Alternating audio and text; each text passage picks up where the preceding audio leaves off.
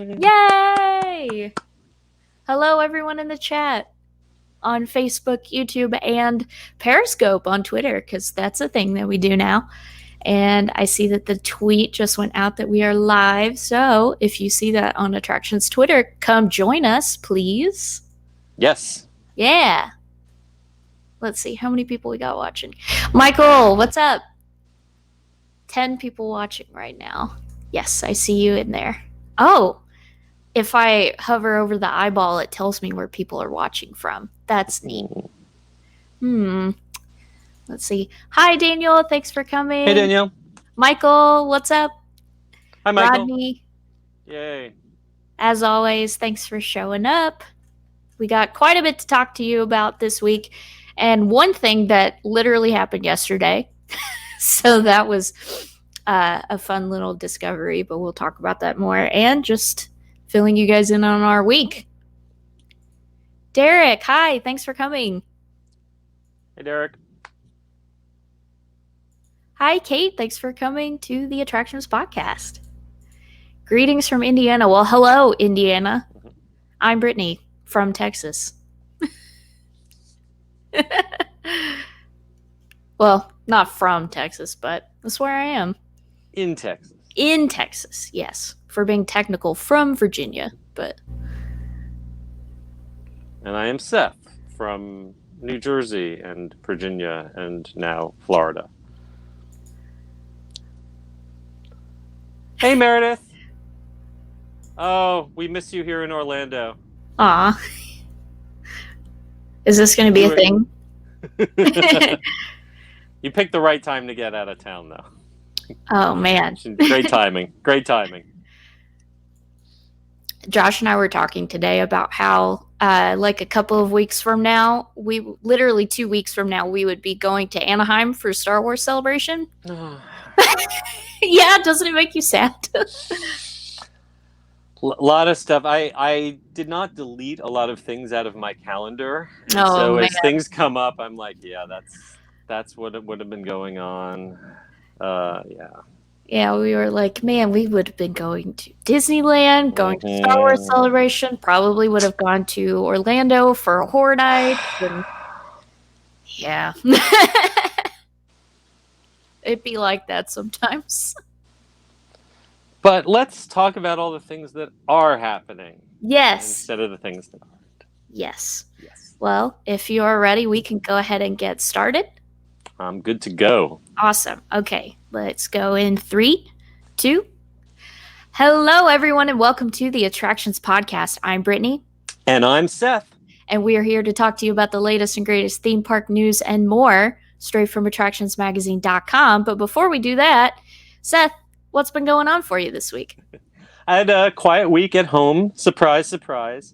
But I did somehow manage to snag a park pass to Disney's Hollywood Studios at Walt Disney World and managed to make my first trip back there with my wife since the pandemic.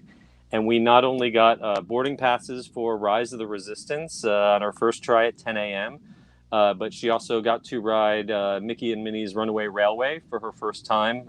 We only waited about 40 minutes for that. Not bad at all. Had a great day in the park, and we're totally done, ready to leave by 3 p.m. That's that's the Hollywood experience these days. You knock out a good 4 or 5 hours, and you're ready to go. And you got to do all the good stuff. Yeah. So. And I got to see the new Disney Society Orchestra and Friends, which is basically the musicians who normally play at the Grand Floridian. Mm-hmm. They've thrown them on the Beauty and the Beast stage, and they've got a couple costume characters. They're really talented musicians. I just loved hearing them play the Muppet Show theme and the Cantina theme from Star Wars. So that alone, to me, versus Beauty and the Beast show that really hasn't been updated in like 30 years, I thought it was nice seeing something new. I loved the music of Pixar Live when that was a thing, and any kind of live music in the parks, I'm like, yes, let me have it. I want it. So I'm glad to hear that it's good. I watched videos of it, but I know that doesn't really compare to being there. Yeah, it was. If nothing else, it's great to sit down in the shade Anything sitting down in the shade these days is great for me. Yeah. But I'm glad that you guys got to ride Rise. It seems Yes. like that boarding pass system with the 3 different disbursement of passes seems to be working pretty well. So right now they're down to twice a day at 10 a.m. and 2 p.m. Mm. And honestly, if you don't get the 10 a.m., the 2 p.m.'s pretty slim pickings. But if you manage to be right there on top of it, honestly, they last about a minute. But if you can get there in that first minute, you can pretty much get one. I've had pretty good luck the times that I've been since the reopening. And we got really lucky. It was the day before the big lightning strike. So the ride was running phenomenally for us. Had no problem getting on, all the effects working. And of course, later that night, it got hit by a big bolt of lightning. Didn't really run right all the rest of the week afterwards. So I saw that on Twitter and I was like, holy crap. Between lightning hitting Rise of the Resistance and a fire apparently breaking out backstage at Hagrid's, that's still closed as of today. Not been a great week for new e-tickets here in Orlando. No. Well, that just is like the latest in a string of problems with both of those rides, I think. Yeah. At this point, I just expect to hear that they're murder hornets. Oh no! Wait, Hagrid already had the murder hornets. Maybe it'll be a locusts or I don't know, plague of the firstborn. Something biblical will have to be next. Oh man! Well, my week was also pretty quiet. Since we're all working from home in this house, it's just been hanging out with our dog and watching TV, doing work stuff, been taking Brody on longer walks. So that's been fun getting out of the house. But I did experience a COVID first today. Yes. So I went to, it's a Japanese bookstore chain that is near my house. And I went just because I was bored, and I went in and they had a table out front that was taking like a tally of how many people were in the store at one time. And then they also had a temperature, like a touchless temperature reading device. And that they point at your forehead and take your temperature. Mm-hmm. And I had never experienced that before because welcome to the world the rest of us have been in. Well, I'm a pretty big homebody, I guess I would say. So I don't really go out that much unless I have to. Right. And today was like a leisure get out of the house or we're going to lose our minds kind of situation. And it was like very strange, but also like now I feel like everyone else. And was everyone wearing masks? And I assume since it's a Japanese bookstore, everyone would already be accustomed to wearing masks. Yeah, and they had plexiglass in front of the registers. They even had like masks for sale. They had run out, but I saw the area where they were located. They had people constantly cleaning the shelves because like it's a bookstore, so you touch everything. It was very safe, and they had like a certain number of people could be in there at a time, so it was pretty spaced out. And then I went to a board game store that didn't take my temperature, but they only let 6 people in at a time, so that was pretty handy. And I got a board game. That's great. Yeah, I got Tokaido. If any of you guys know what that is, it's like it's a Japanese board game where you travel along the Tokaido Road, and it's like a touristy thing where your goal is to have the most enriching travel experience as possible, doing like paintings and eating food and stuff. I love board games. So is this in English, or do you need to know Japanese in order to? It's in English. Oh, that's good. Yeah, but it was on my list of things to pick up. Like I have a list of games like Betrayal at House on the Hill or something. I think it's called that. It's like a haunted house building game. I love tabletop stuff, and especially like the art. If it's cool, I probably want it because the art is half of it for me. I feel so behind. We're still on Scrabble and Monopoly, and the occasional Trivial Pursuit. I feel so old school. You should give some board games a try. Like, there's a bunch that are taking the format of like Werewolf, if you've ever played Mm. a game like that. There's one called Secret Hitler that's really fun, where someone in your group is Hitler, and then they have fascists that they work with secretly, and then you have to pass laws and avoid electing Hitler as the chancellor. This is sounding a little too much like the news. I'm gonna pass on that. But I need escapism right now. Escapism. We'll stick with Monopoly when people can still get paid $200 a month with just for pass and go, with no unemployment filing, and can still afford to pay $50 rent if they land on Park Place. So. Yeah. Okay, let's move on. Yeah, let's do it. All right, let's get into the news in the queues. I wish it would play the sound for you guys. I know, so you can dance to it. Yeah, because it's got sound. I promise. You can hear it on the audio version, though. All right. First up this week, we have a documentary, a theme park documentary. We don't get those that often. I love these as a kid. But this one's called The Magic of Disney's Animal Kingdom. It's from National Geographic, and it will be on Disney Plus on September 25th. Yeah, I've really been enjoying the documentary stuff that they've been putting on Disney Plus. You know, I got Disney Plus, for the Marvel and Mandalorian and the movies and stuff, but I've really been digging into like the Frozen 2 documentary, that one's so the good. Imagineering story.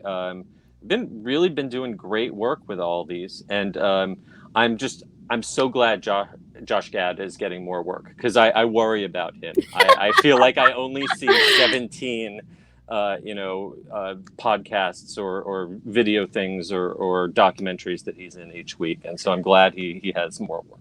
Well, and then he's got Reunited Apart too. Don't forget about that. Exactly. It's, the guy. I was afraid that he might run out of things. Well, and I mean, he did lose that the Muppets Live Another Day project, which I will forever about. But I do notice, looking at the list of things that they're covering, most of it's animal-based attractions at the Animal Kingdom, with a little bit of Epcot, with the Seas Aquarium over there. No mention of the Yeti expedition. So obviously this will not be like about the veterinarians at Animal Kingdom bringing the Yeti back to life, unfortunately. Yeah. They don't like to talk about that guy, but Joe Rohde is in it, so maybe we'll get lucky and get some kind of mention of Disco Yeti in there. Some little hint, maybe, but I wouldn't count on it. I'm not holding my breath over it. But I don't know about you, but I loved like the Travel Channel documentaries and like the specials about the parks. I wish that they would do more, so I hope people watch this and then they're like, oh, there's a market for this kind of content, and then they start making these little documentaries, shows, and things again. And hopefully the fact that it's National Geographic branded means it won't just be a Disney Parks commercial, which is fine. I like Disney Parks commercials, but hopefully, like the scientific and the natural documentary side of it will be solid too. I guarantee it's going to look incredible. Oh, yeah. Next up, SeaWorld's Craft Beer Festival is back, but with some limited capacity offerings. Now, this is just your basic food festival, but the stations, instead of being centralized in one place, they're spread all throughout the park now to encourage social distancing. And they have more than 20 food items alongside a variety of domestic and local brews. So if you like Florida craft beer, it's probably something worth checking out for you. Have you ever been to one of these SeaWorld food festivals? Once a long time ago. I think we did one for Early Night Live. I've been Seven Seas Food Festival. I've been to a number of them over the last few years, and I've been really impressed in terms of the value and the portion size. Compared to, say, like the Epcot food festivals. I feel like the food maybe isn't quite as fancy. They're definitely going after a slightly different audience in terms of the taste profiles. But you get a lot for your money, especially they've got these sampler lanyards where it comes out to about $5 a sample. And you could definitely fill up. What I'm curious to see is, I know I've been there in the past where there've been some long lines for some of the stands, and whether they can have either the capacity low enough or the staffing high enough that they can keep it with the social distancing, because sometimes those queues can really creep out into the streets. Yeah. But if any of you have gone or are interested in going, you'll have to make a reservation online, Yep. just like with any other regular trip to SeaWorld Orlando. But check it out if you need something to do. Get out of the house and be socially distant. Yeah, you got to give it to SeaWorld that they've been really pushing hard from the fireworks and the drive-in movies, Yeah, adding a day back to their schedule. Really, really trying to make things work over there at SeaWorld. yeah, can definitely appreciate that. Over at Universal, I was so jealous of everyone taking pictures of the delicious crepes. A new crepe stand has opened called Central Park Crepes, and it looks delicious, guys. I want you to just look at these. Oh man, they look so good. I think they're a pretty good size for $6-7. They look And really big, yeah. they do. I think people were saying that you really might need two people to finish one of these. And I am so bummed. I got there the day that they opened, maybe 20 minutes after they closed. Not even. And I was so excited to try one. So I'm going to make another attempt next week. But I don't know, which one do you think I should go for first? That's the hard part. I have an answer for this because Okay. I saw a picture of it today and like my mouth started watering. It's the cookies and cream one. I've never been a huge, or maybe I'm the only person in the world who doesn't love cookies and cream ice cream, and That's okay. But I'll consider it. It looks really good, at least. But I would also go for lemon blueberry because I love fruity flavors. The lemon blueberry is pretty tempting, and I'm a sucker for anything with Nutella. I mean, ooh, yeah. Strawberry hazelnut. Yeah, that sounds really good. I just saw, I can't remember who posted it, but someone on theme park Twitter posted it. I was like, oh my God, that looks so good. There's the lemon blueberry one. Now, I will say this is right across the street from Cafe La Bamba, and I wouldn't be surprised. There's a bar there, and there's a little window where they would occasionally have like mimosas and cosmopolitans. And I wouldn't surprise if those things never open again, or at least don't open until a really peak season. Now that they've invested money in this kind of location right next door. That's a fair theory. Yeah, I can. Yeah, for we were at the point in the theme parks that for every new thing that opens, something else is probably going to stay closed. Yeah, it's kind of bittersweet to think about that trade-off thing now. In other Universal news, we've got some updated perks for you Premier Pass holders out there, because you did lose some stuff, another trade-off situation. Since you don't get your valet parking or your Horror Nights admission because Horror Nights got canceled, you now can take advantage of the following: earlier Universal Express access starting at 2 p.m. from August 10th through the 30th of September. And I believe this is just one express access per attraction, if I remember the fine print correctly. Correct. And you also get a dedicated parking toll booth lane, which that's just needed in general. From my time being an AP at Universal, going through the parking toll area was the worst part of going to Universal because it gets so backed up. Mm-hmm. So Universal, if you're listening, please make this a permanent offering. You also get one free theme park admission for a guest, kind of as a sorry you can't go to Horror Nights with your friend, but that's pretty nice. I mean, Universal's been really busy these past few days. But... Sure, yeah. I checked out a lot of these on the first day that they came into operation.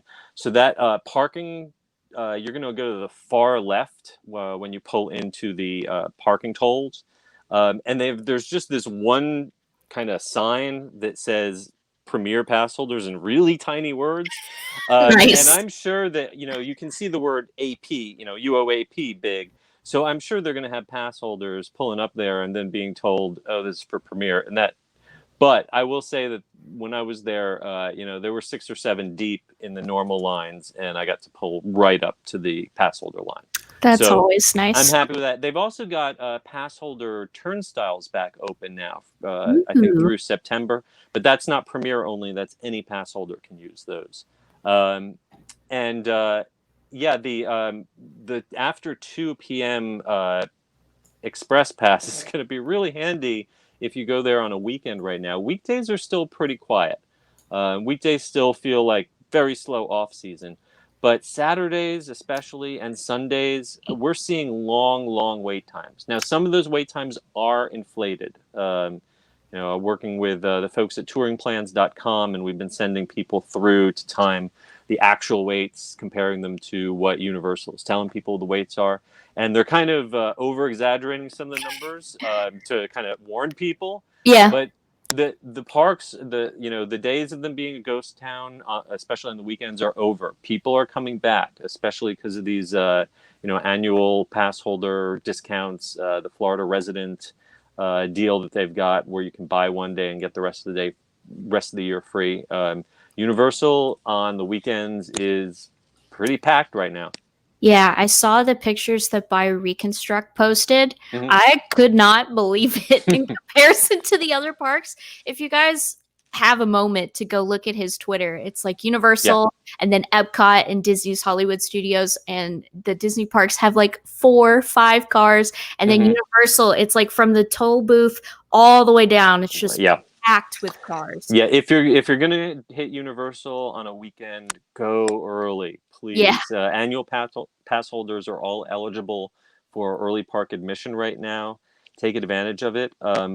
For the next couple Saturdays, they've added an hour back on to the end of the operating day for both parks because they've cut operating hours at all the parks, and on the weekdays they don't really need it. But the weekends, they might have to do some more extending because they've got the crowds right now for sure. I mean, this is a good problem to have in a weird. I feel weird saying that, but with the whole situation and the parks, I feel like it's a good thing. Yeah, it would obviously be preferable if all those people packing in on Saturday and Sunday could somehow be spread out more over the course of the week. Yes. Because right now it's like feast or famine. It's either a million employees with nothing to do, or they just can't keep up with the flow of people, and there's not a lot in between right now. Yeah. Let's see. In Disney news, they've got new face masks for cast members that are exclusive for cast members. Sorry if you guys like the design. But they were designed by both the Disneyland and Disney World costuming teams, which I thought was really cool. Yeah, and aside from them having a neat stardust pattern, they've really seemed to have made some improvements with the contour of coming up high on your nose, but then being curved around the eyes, and really kind of fitting the shape of your face better than a lot of patterns. I really wish they would, sell them or at least release the pattern, because I would love to have one like that. All of my masks, I prefer to have like that contour with the nose. It just feels better, but they have the regular folded, like straight surgical style in addition to the contoured style for cast members to choose from. And I believe the contoured one has a nose bridge in the middle so that you can pinch together and make it a little more snug. But it's neat, and it's cool to see them kind of make things more uniform, because cast, they wear their costumes and all the locations. It's supposed to be the same because you're part of the show. And this is just another part of that show, part of that costume. I wonder if the next step will be designing new decorative face shields for them to wear over the new masks. If they could theme them, because I think the weirdest thing I've ever seen are the First Order officers wearing shields and Rise of the Resistance. It's oddly appropriate. It's all like they're fascist dental hygienists. It's like, we're going to extract your molar for the First Order.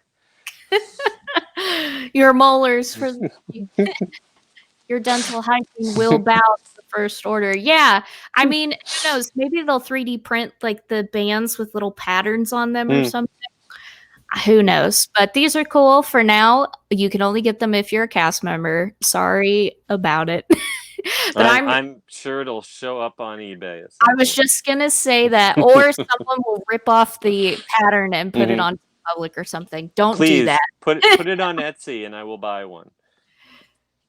Next up, this I found extremely interesting, and I knew that you would want to talk about this, Seth. Busch Gardens is having Howl-O-Scream this year. Yes, they are. They're the only ones that are doing Halloween out of like the big parks in Orlando. And I'm very cautiously optimistic for how it's going to go, I guess would be the right thing to say. Yeah, so we'll find out, because on the first Sunday of this event, I went ahead and bought myself a couple tickets, and I'm looking for a victim to go with me. I reached out to some friends already, and they're like, "I might not be available that night. Sorry." I So wonder we'll why. see. I'll lure someone into going with me. So yeah, what it's going to be like to have a theme park Halloween event with no haunted houses, scream zones, and atmosphere, and some entertainment performances, but no traditional haunted houses. We'll see. They've capped a pretty low attendance, and we'll see if they wind up selling all of those out. But this is the closest we're gonna get to a real Howl-O-Scream or Halloween Horror Nights Yeah. thing. It's this or a drive-through haunted house. Those are pretty much our options this year. I mean, the pricing for this at $30 a head, it really is not bad if you're itching for a haunt experience in Orlando. You know what? I think I can get $30 worth out of riding Busch Gardens roller coasters At after night. dark, if Yeah. nothing else. Assuming that they are doing decent two-train operations, and that it's not hours to wait for each car. But I'm kind of excited to see what happens. Same Well, here. and hopefully, in a few Sundays from now, we will broadcast that live if the Wi-Fi at Busch Gardens cooperates. We'll see how well that goes. I'm really excited to see how that Yeah, goes because yeah. I mean, with everything happening, I tried to rack my brain for the longest time before Universal finally pulled the plug how they were going to pull off a haunt. And I guess this is the closest I'm going to get to seeing how that actually goes off operationally. Yeah. So, fingers crossed that I make it back alive. Yeah, let's hope so. Make sure you sanitize up and wear a Yes. good fitted Well, mask. I hear that Halloween fog is completely antiseptic, and Oh, it'll just burn the virus out of you, just like bleach and ultraviolet sunlight. that sounds a little dangerous to be breathing, but whatever keeps you safe. Yeah, it might be dangerous, but don't you miss that smell? Come on, admit it. You miss that Halloween fog smell. We may or may not have purchased a candle that smells like that. Yep. Next up, this caused quite a stir on the internet. The Epcot spires, the pylons, are back. Yes, Lucite returns. And they look beautiful. They look so good. They're gorgeous and polished, and I can't wait until the first guest climbs on top of them and tries Oh, to jeez. get their hands all over them. Epcot really No. doesn't have a good track record with that. Yeah, I mean, this is just blatant fan service nostalgia, and I'm totally here for it. That's the Epcot I grew up with. That's the Epcot of my childhood, and there's not a lot of that Epcot that's left, so I am happy to cling to whatever breadcrumbs they want to toss at me. Yeah. I mean, in times like these, it's really nice to see something new get added to the parks, like with the crepe stand and this. So it's good to see that not all hope is lost for new stuff right now. I hope that these changes will extend through the rest of the park. I know that they had that statue of Walt planned for the backside of Spaceship Earth, and I wonder just how much is on the back burner right now. But yeah, I don't know how long you can realistically run a major theme park with the entire center of it just carved out and guess going around the backstage just to get into the entrance. But I think a lot of the things like that that big festival pavilion with the multiple tiers in the center of the park. I don't see a real need for that in the near future. So I think something's going to happen, but it's whatever it's going to be. It's going to be way scaled back from what we'd originally hoped for. Yeah. And here's hoping they open Ratatouille at some point too. Please, I've heard whispers of fall, October kind of time frame, which would be great, but I really think it depends on crowds coming back. Like Yeah. it's sort of a chicken and the egg thing. Like, yes, you want something new to lure people in, but you don't want to blow your investment, which might be one of the last new things that you have for a while, when no one's here to see it. Yeah. So, yeah, I don't envy the marketing people trying to figure out when the exact right time to launch Ratatouille is, because I couldn't figure that one out. Me neither, but I watched a theme park vlog the other day where someone was in the Skyliner that goes behind that whole area. It looks incredible. It looks It's gorgeous, so yeah. beautiful. It's really beautiful, and I just wish that they had put the restaurant that they have in Paris there. Though, now, the France Pavilion at Epcot has no sit-down restaurants, and Scott Joseph, who's a local food writer, did an interview. The head chef who'd been there, head executive chef who'd been there for decades, is retiring and moving out of state. And he kind of said it half jokingly, but he implied that it's going to be a long, long time before those restaurants reopen. All the people who made them run have left the country. You can't just flip a switch and get a whole staff of French, cuisine people back at the drop of a hat. So, yeah. I never got to eat at any of those. Now I'm sad. That's okay. I hope that they get it all figured out eventually. So I don't know when my next trip will be, but I'll keep my fingers crossed. Yeah. Some good news.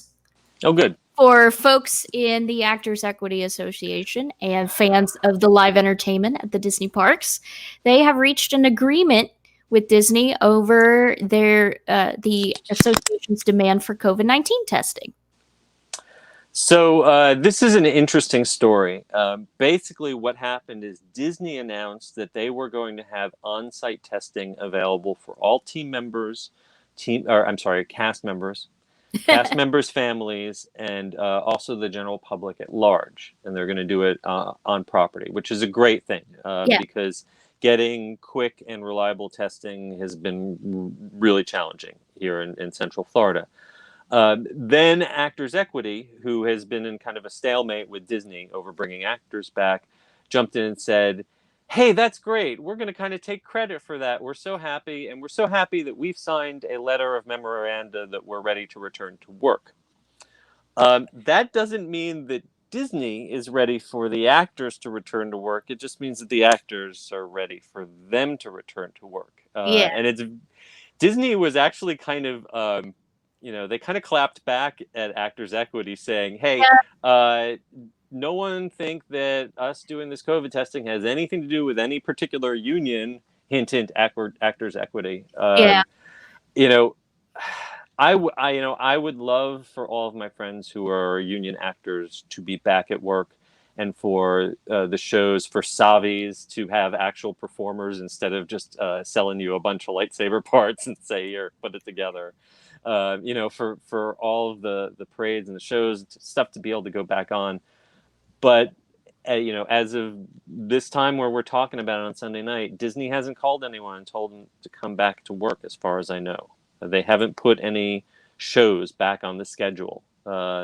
So while this is a step forward, we shouldn't think this means that when you go and visit the parks on Monday, all of the regular shows that you remember are going to be performing again, because that's not happening yet.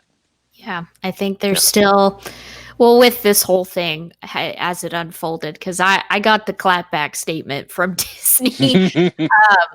I feel like there's still going to be talks and hurdles that they have to jump over because of this and how they kind of took credit for the whole thing. Yeah. But it's great that they're offering testing for people. Yes. I know that the NBA was doing that as well in their bubble for the general community. Yeah, that is fantastic because a lot of people have just not been able to get a test, or you go and get a test and it's so long after going in that you might as well not have gotten a test. Yeah. That you get your results. So that's a great step forward, but don't jump the gun and think this means that that shows at Disney are going to be back to normal in the near future. It's still got a ways to go. I hope that they all get to come back sooner rather than later. So I love the shows, and I hate that anyone is still out of work at this point. It's not good to hear. Yeah. Some more news over at Universal. Oh, geez. You've got feelings about this. I do. I do. Sapphire Falls Resort and Aventura Hotel are both going to temporarily close this coming week. This is not an encouraging sign, especially since all these hotels were already running at about 50% capacity. They wanted to only sell every other room so they could do enhanced cleaning. The Portofino Bay Hotel never reopened, and now losing these two. I'll be honest; these are probably my two least favorite hotels at Universal. I wasn't going to stay in them. But they have my two favorite hotel bars. Ooh. The Rum Bar at Sapphire Falls and the Rooftop Bar at Aventura are just both two of the best hotel bars anywhere. And this one hurts. Without Halloween bookings, I'm sure they just had, once they announced there was not going to be Halloween, I'm sure they had just tons of cancellations. Yeah. And Brits are a big part of their market, especially in the fall. And without people coming over from Europe, it makes sense. And hopefully they're able to redeploy employees to keep their full-time staff still working at the other locations. But there's no good way to spin this one. Yeah, and for those who have stays booked at these two hotels, they're going to get relocated to the other resorts that are open. Yeah, and relocated means that if you were in Sapphire Falls, congratulations, you just got bumped up to a room at either the Hard Rock or the Royal Pacific, and you're going to get free express passes, so yay. However, if you were at the Aventura, you're either going to Cabana Bay, which I personally like better. I like Cabana Bay. Or you're taking a hike over to Endless Summer, which is actually not bad at all. Yeah. But it's not quite the same as being right there on site where you can just walk. Yeah. I mean, I'd go for Cabana Bay if they give you the choice. I love Cabana Bay. I think it's so cool, and I love the theming and everything. All of my friends that work at Universal, I feel like during horror nights, they'll book a stay with their rate at Sapphire Falls. That's like the thing to do if you're a TM. Oh, yeah. So I can't imagine what kind of cancellation numbers that they saw, but I don't know. It sucks.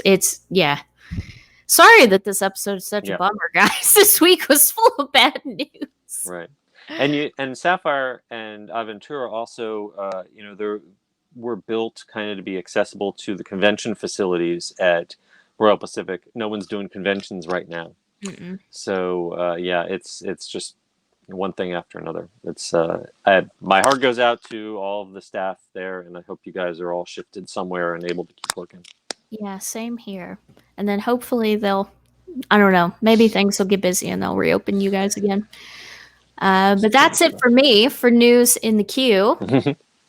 And then for our main attraction, I wanted to talk and speculate more than anything, really, about this. This happened literally yesterday. So there is a new book that's coming out from Disney Books called The Disney Monorail, Imagineering a Highway in the Sky. And toward the back of the book, this book goes over the history of creating the monorail and its various iterations, lots of cool pictures and stories. But at the back of the book, there's a very cool poster that says Next Stop Play, Monorail Mark 10, arriving at Epcot in 2021 with the Wedway logo down here. And this little piece of text right here says, calling all pilots, a new way to play arrives at the Play Pavilion at Epcot in 2021. Let the speculation begin. Go! So we should probably start the speculation by saying this does not mean that a new monorail fleet is coming to Walt Disney World. I wish it would not happen. I wish it needs it. Yes. In fact, I believe the irony is I don't think that the monorail is even running from the TTC to Epcot right now. I think that they might have, at least the last time I was there, they had suspended that and they were only running buses from hotels for the time being. I wouldn't be surprised. So let's remind everyone what the Play Pavilion is supposed to be. Yes. So if you take a look at this concept art here, it will take over the former Wonders of Life Pavilion in Epcot and will be R.I.P. Body Wars. and be an interactive city filled with games themed to all your favorite Disney IPs. Mm-hmm. And look kind of like Ralph Breaks the Internet, in my opinion. So this is basically Disney making a family entertainment center like you might find in a local strip mall and putting a shine on it and putting it inside a pavilion that's pretty much been dead except for festival headquarters for the last 10 years. So what do we think that this might be? The first thing we should probably clarify is while it does say 2021 in this book and Yes. Play Pavilion has been talked about as a 2021 thing, I would not place money on that. Nope. This is a nice, high quality, glossy book, which it means if it's coming out in September, this was probably finished months and months ago in terms of design. So I'm sure that 2021 date was established before the latest earnings call and the news that a lot of projects have been put on pause. So we'll put the date aside. Yeah. I don't know. What do you, when you look at that, you zoom in on that concept art, what do you think might be hiding in that back corner with the monorail? Because if you kind of zoom in on that interior concept art, I think I know what I see. If scroll down a little bit. Keep going. Yeah. So if you go in sort of the middle right of that bottom image, it looks to me. This guy. Yeah. If you were to zoom in all the way in on that, to me that looks a lot like a slide, like a climbing structure tube slide in the shape of a monorail. That is not what I was thinking, but that is a very astute observation. Now, I mean, obviously that this is a lower res version we have right here. I found a higher res version, and it certainly doesn't give a lot of detail, and obviously this is just concept art, so it could change. But I personally, I don't expect anything super high tech. I wouldn't be shocked if it was kind of a playground indoor climbing thing inspired by the monorails. I'm kind of reminded of over at Disneyland Hotel in Anaheim. Mm-hmm. They have a series of water slides that are themed to the vintage monorail. Yeah. And if you, yes, exactly, Genevieve. Yeah. If you zoom in on that concept art and look at that real carefully, to me, it looks like a slide. I was thinking, I guess just I had Test Track on the brain when I saw this image, and I pictured like you could make your own Mark 10. Ooh. Like they would have tablets with like touch like capabilities. A virtual design it and then maybe like put it out on a virtual track with like projections and see it run around. That would be neat. Because that's like, it's got the tactile thing, so kids would be really engaged with it, and you could make it look super futuristic and cool, and then the adults can be sad that it's not real. That would be really fun because, you know, we lost the Sum of All Thrills, which was the build your own roller coaster, and even before that in Interventions, the original Communicore, we had the thing with the animated beaver where you got to build your own roller coaster, which was probably gone before you were born. I'm I really Yep. showing my age on that one. Those of you who were '80s children will remember that one from Communicore. But yeah, it would be really cool if they brought that kind of idea back for some interactive design a monorail car, or design a track layout. That would be very cool. Be interesting how all these kind of things, whether, obviously something is interactive and play based. So Yeah. whether it's something that you're touching a screen or you're crawling through a physical environment, how all that stuff is now going to be adapted for a world where everything's got to be sanitized and socially distanced. Because I don't think that's all going to be disappeared by 2021 or Mm-mm. whenever this opens. So, yeah, whatever the plans were for this monorail thing when this book was designed may not be what actually happens, but hey, it's something new to look forward to, right?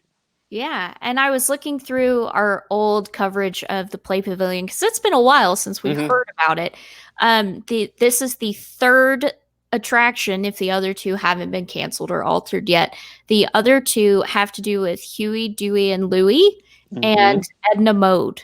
Yes, Yeah. I think it's a fashion design interactive experience with Edna.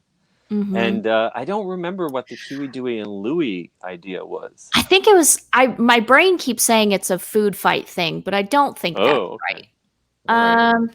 Let's see here. I I want a Scrooge McDuck experience where I can just dive into a money bin full of gold coins and swim Like a around in them. D23. It's a water balloon fight. I was right about Oh, the fight. okay. Yeah, Huey, Dewey, Louie, Well, and Webby. interesting. I wonder that no, an actual water balloon fight. Okay, well they might be rethinking that. Yeah. Interesting cons. I didn't they have something like that at Fun Spot or Legoland where you launch water balloons. I think I've done something like that at IAPA probably, where you I launch water balloons back and forth at people with Oh like a jeez. slingshot. Um, it sounds very messy. Yeah, and sounds like a lot of Yes, communal touching of right. surfaces. So right after your kid has run around in those fountain splash pads, then they Yeah. can go and do the water balloon next. Yeah, I wonder if this will end up being like a spiritual successor to Disney Quest. Uh, In oh, the concept art definitely kind of gives off that vibe. Yeah, Yeah. I would just love to see kind of a Sorry guys, there was loud noise outside. My bad. Um I would love to see kind of a modernized virtual experience like the Jungle Cruise ride or the Pirates Mm, ride or the Aladdin Magic Carpet thing. I'd love to see something like that. Maybe with VR. That would be yeah. really cool. Um, yeah. Other than all of this stuff, we don't really know a whole lot about Play Pavilion. Other than that, Nope. they're replacing the tiles on the roof right now, and they have stuff haphazardly like Yeah. secured to the roof, which makes me very nervous. Yeah. I hope for the construction crew's sake that they will complete the work on the exterior because it definitely looks like it is a job in progress. Yeah. But I don't know anyone who knows what's happening on the inside. I would assume that they have other fish to fry before they really devote resources to finishing that one out. Because I don't know anyone who's saying they're planning a trip to Disney just to see the Play Pavilion. I would like to see Guardians finished first if I had Absolutely. to pick. Guardians will bring people in. People will Yeah. buy a ticket to see the Guardians coaster when that opens. I would, for sure. Yeah. Yep. Let's see. KSV VC. Yes, Kennedy Space Center, the Visitors Center. Oh yeah. Yes, and yes, they did an Angry Birds Rovio. I think that's the company's name. Had a sponsored exhibit. Not probably one of the Kennedy Space Center's most noble. Though I will say, I also around the same time they did a really great Star Trek exhibit. And, Ooh, well, yeah. that's cool. So. But yeah, if you are interested in seeing this concept art, this conceptual poster for yourself, it is really cool. I Hmm. like the art a lot. You can pick it up when the Disney Monorail Imagineering a Highway in the Sky releases to the public on September 15th. We got a press review copy, which is why we have this, in case Ah, you were wondering. Yes. It was apparently mailed to me, and I had no idea. lucky you. Is it a hardcover? Or is it like a coffee table book? Or The pictures that Matt sent me, I looks like a coffee table book. Yeah, it ah, looks like a pretty, like, significant, like maybe this thick coffee table book. Looks cool. I at look. one point, I literally had so many Disney coffee table books on my coffee table that it started to bend, and I had to reinforce my coffee Oh table because it no! was just, because they're big. I mean, if those of us who collect these, they're huge, and There's so many good they ones add too. up. Yeah, They add up. there are so many good ones. We have like a built-in in my living room that we're trying to fill up with all of our Disney art books and classic stuff, and this will fit right in. I might put it next to our Big Owl Who? ceramic figure. Big Owl from Country Bears. Oh, I thought you said Big Owl. Big Owl. Sorry, that was my That's Southwest why I said Virginia who. accent. Yeah, Big Owl. Blood on the saddle. We have a ceramic Big Owl. But yeah, that's pretty much it. Everything that happened for the week. So a lot of negative news. I'm not gonna lie. Well, I mean, these are tough times. Yeah. We're bringing you the straight story. We're not going to sugarcoat it. We're No. also not trying to dwell on the No. negative. Got to keep moving forward, right? Yes. Yeah. There's a great, big, beautiful tomorrow. Not Shining, today, maybe, shining at the but end of tomorrow. every day. Cool Daddy says make a coffee table out No, of your God, coffee table books. I mean, you probably could. Disney's probably released so that would much. be very meta. I could do that. Yeah. But Seth, if you would tell the nice folks at home where they can find you on social medias. Absolutely. So, for all your unofficial guide needs, we're at theunofficialguides.com, and you can check out my posts on social media. I will be at Epcot this week, having a birthday dinner at Beer Garden, and Oh you can man, follow that on Twitter at the UG Series. That'll be on Tuesday of this week. I've never been to Beer Garden. That's like on my bucket list, so I will definitely be tuning in for I'm that. I'm actually really excited because normally it's a buffet, but now they've turned it to family style, and I Ooh, actually prefer it when they just bring you the big tray of everything out. nice. So I'm really excited.